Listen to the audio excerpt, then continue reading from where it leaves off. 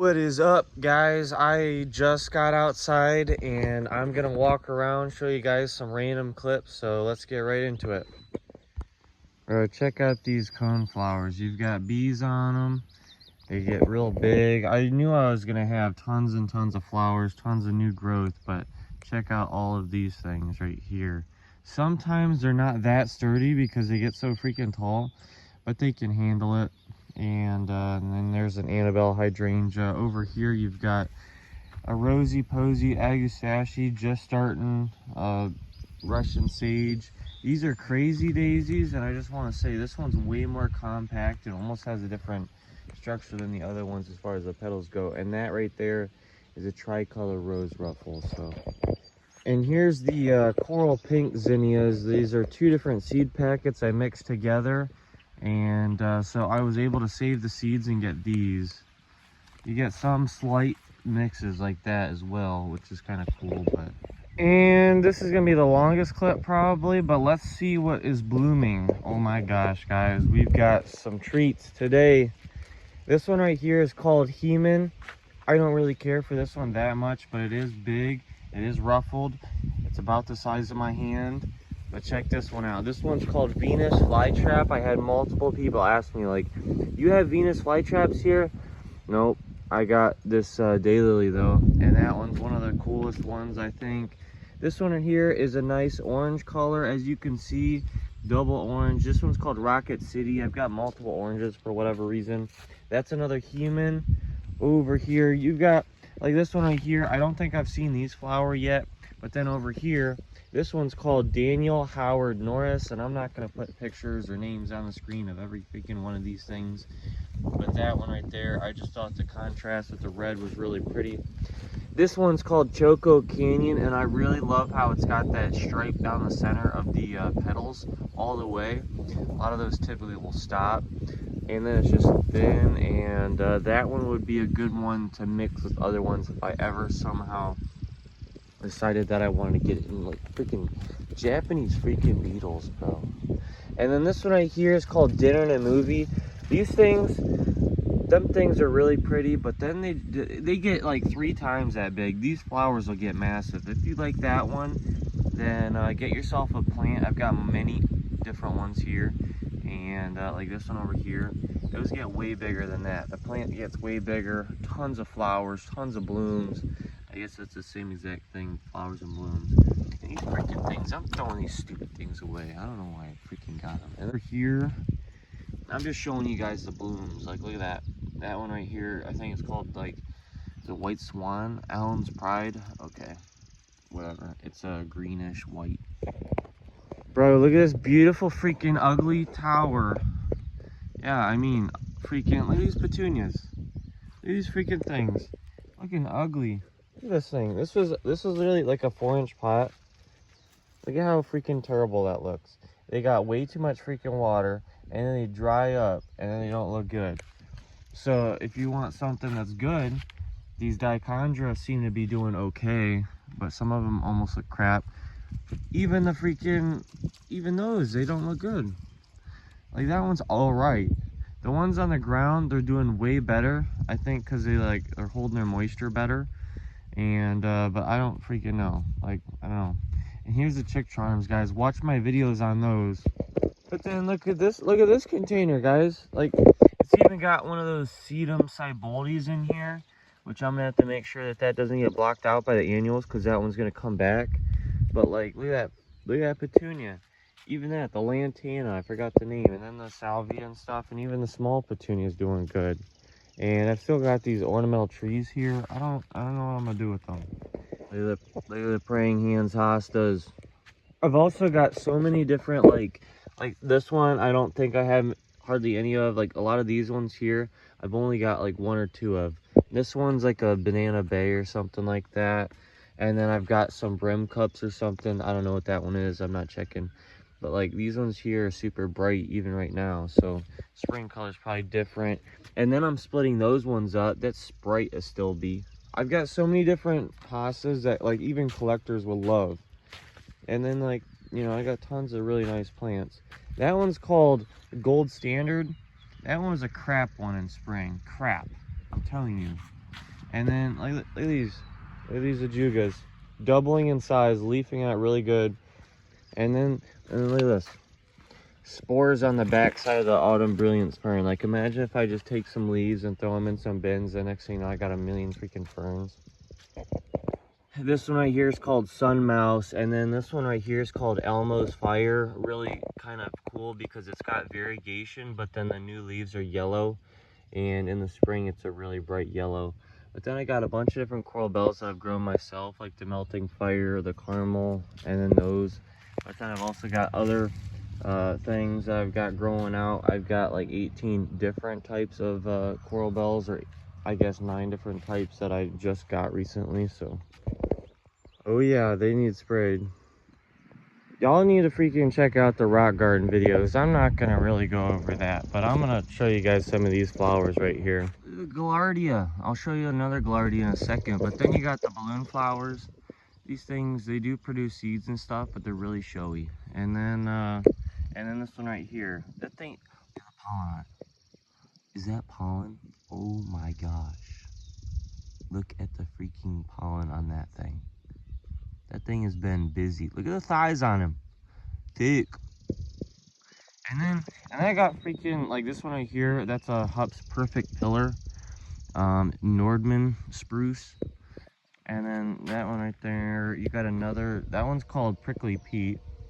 Max Gold spruce right here. Then look at this. Look at that. Look at all them freaking flowers. And then another bee. I got bees all over the place. And I'm going to need those if I'm ever going to start like breeding my own plants. Y'all ever just sit there and just squish all the freaking Japanese beetles to death? Like, and this plant right here is the best pollinator plant that you can get. Agusashi. This one's called Black Adder. And then look at the yarrows, guys. Look at probably the best annual that I've grown. I think if you plant lantana in the ground, it should be way better than this. I'm probably gonna just rip them out of freaking pots. But this one right here is called a candy cane verbena. This thing is taking up so much freaking space. And look at my freaking fish socks, guys. But this one's got tons of flowers. And this over here, I don't, look at these freaking daisies. But then look at this one. Way prettier, but just not the same vigor. And maybe if I, use some actual fertilizer, then they'd be bigger. But they're really, really pretty. Look at the alliums! Ah! Phlox are looking okay right now, but they're just using all their freaking energy on the blooms. And I'm like scared that they're not gonna freaking like live anymore. But like, look at those. Yep, I got it freaking complete. I'm gonna make a video on this as well, that shade house, but I'm gonna show you guys this mound now. Psych! I'm gonna show you the coneflowers. Look at these freaking things. I thought that this one was gonna be like dead, but it keeps on producing more and more petals and getting more and more like mutated. That is really cool, guys. This one I believe is called Super Duper or something like that. I'll check the freaking tag for you guys. Super Duper. I'm never freaking wrong, guys. I'm never wrong. And the internet never lies. See, look at the blazing star liatris. These are one of the easiest plants to grow, and they hide themselves early in the spring, so you can mix them with lupines or something like that. So the lupines will be seriously showy, and then a couple other things that'll disappear, and these things will shoot up through. And then you got to have some fall plants or whatnot, so I'm having some of those in here. And then look at this pretty freaking thing. Look at that. It's so pretty. I know. Look at the red daylilies, and then coming over here, you got more of those, and you got more of those, and you got more of those, and look at all those, and look at that view. That's a really good view. And then there's no freaking peach ones today, but then look at this. This one right here is called a Stokesea color wheel. I got multiples of those, so come and get them. $7 a piece or something. Creeping time pathway and a freaking person with a loud vehicle going by, but anyways, like some of the creeping thyme, it seems to always die like randomly in spots over the winter. And then over here you've got coneflowers, which are very like happy, I think, but then they just don't get the same like saturation in the color. And then over here, I just want to show you guys, this is a Brazilian flamingo daylily. But then over here, these things have been really good as far as bud count. These are Monterey Jack daylilies. Torch lilies produce some more stuff over there. And then you got a phlox. The clematis, I swear that green wasn't there yesterday. It's always been brown. And then look at this. These freaking blooms on that is like ridiculous. That was looking really pretty. That's just a snow-capped Shasta daisy. But then over here you've got another color wheel, and then a Veronica, and then the Real Dream Shasta daisy. And then, like I said, over here you've got the Gaillardia. So this Gaillardia is just a straight red, basically yellow center. Bees like it, and really, really pretty. It does have like a flopping tendency, but it just blooms a lot. And then this crazy daisy been blooming for a while, and I don't know if these ever grow from seed, but I also got, guys, I just want to show you guys this stone pathway. It's like really, really pretty. Look at it. Okay, guys, this thing is also most likely like doomed. It's not grown at all this spring, so there's like a slight chance that it pushes out some growth or just waits till next year. But it's lost a bunch of needles down low and stuff where it was probably like broke or whatnot. But and watch these things freaking snap over the winter or something. I'm hoping that they're not so top heavy once they lose all their leaves and stuff. But these are the twisty baby locusts. And then I got these things. These are glass art things. I filled that with water like when I got them a long time ago, so I guess that's just seriously plugged. But like, I think that they're pretty. They add a little bit of color and stuff. And but yeah, the Agustache right there, the coneflowers. Tell me why these things are so freaking pretty when I got them. These are strawberry blondie marigolds.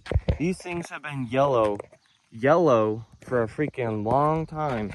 This one right here is like one of the most pretty ones because it's slightly more shaded. So these things probably need more shade than anything. And look at that gold drift spruce. Also, I got tons of really nice plants, but it's probably almost going to be it for clips. Over here, you've got your moonshine yarrow, and I don't know, them things got way too wet when it rained. Even though they're on the steepest freaking part of the freaking mound. I don't know. And then these ones right here, the Sassy Summer Sunset. I got the double coneflowers there, a blue thistle there, and then these whatchamacallits are really, really pretty. And then there's that, and then look at this. This is a Russian sage called Little Spire. A little bit shorter than the typical one, a little bit more compact, and just really pretty. Gonna bloom all the way till fall, I would imagine. And I've got another one there because it's gonna be a really, really good one, and it's looking pretty. And then this one right here, of course, this one's hydrangea firelight tidbit. I've got variegated irises which did flower, and I'm debating whether or not I want to keep this here or how I want to trim it or what I want to do, because the deer will rub it potentially.